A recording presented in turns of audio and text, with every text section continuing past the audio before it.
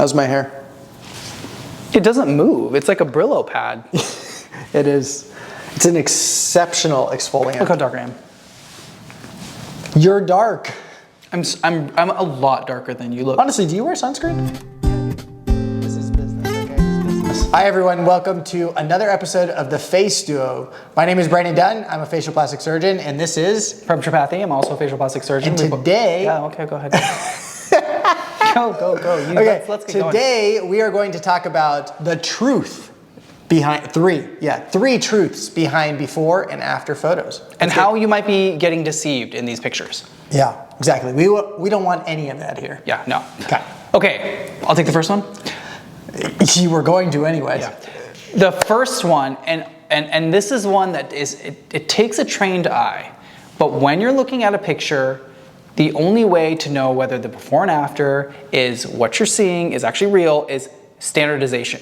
And the way to know that a standardized picture is real is by something called the Frankfort horizontal plane. That is something that all facial plastic surgeons learn about. It is a little bit.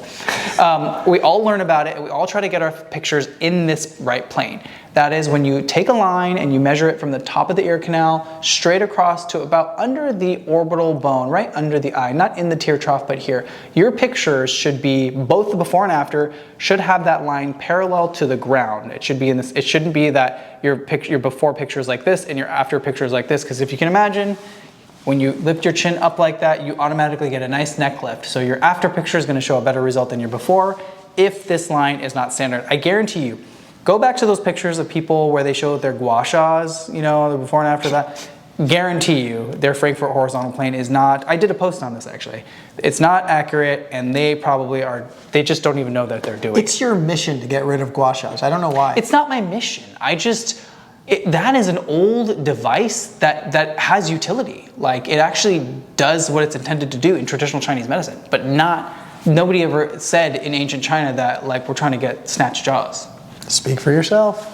I don't need it though. Yeah. Okay, anyway. Okay, so that's point one. Point number one, Frankfort horizontal plane. Yes. Okay, point number two, lighting. I mean, look at this. This lighting is incredible. And lighting needs to be consistent. So taking pictures in the same place with the same lighting. Yes. Is our mics on? Our mics are on. Okay, good. So taking pictures in the same place with the same lighting, making sure that the shadows and the contour and everything is bright and equal from a before and after picture. And so it's extremely important because you can enhance different things based on the positioning of the light. I think this is a big thing when you're looking actually at skincare. Yes. Skincare before and after photos. And not every company does this, but there are a lot of companies that do a really good job of having similar before and after lighting photos when you're looking at good quality skincare products. Yeah, and going along with that, camera tricks in general can be very deceptive, right? Changing the focal length or changing the distance from the camera to the face. If you hold your camera very close to your face, your nose is gonna look huge and your jaw is gonna look not defined versus farther away. So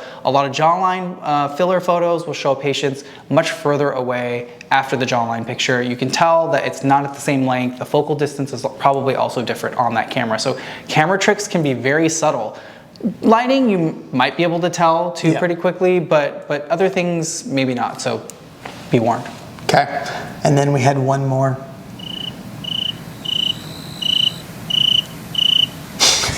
On the table results.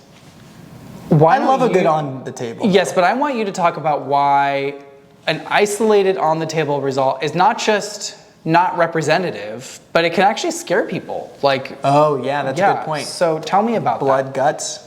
Well, yeah, but Okay. Okay, let me take this one. Okay, so on the table results, it depends. You know, I would say that most of the on the table results that you're seeing are rhinoplasty related. Yes. You know, one of the things that can happen after a rhinoplasty specifically is that you do all of this really complex work underneath and you lay the skin down.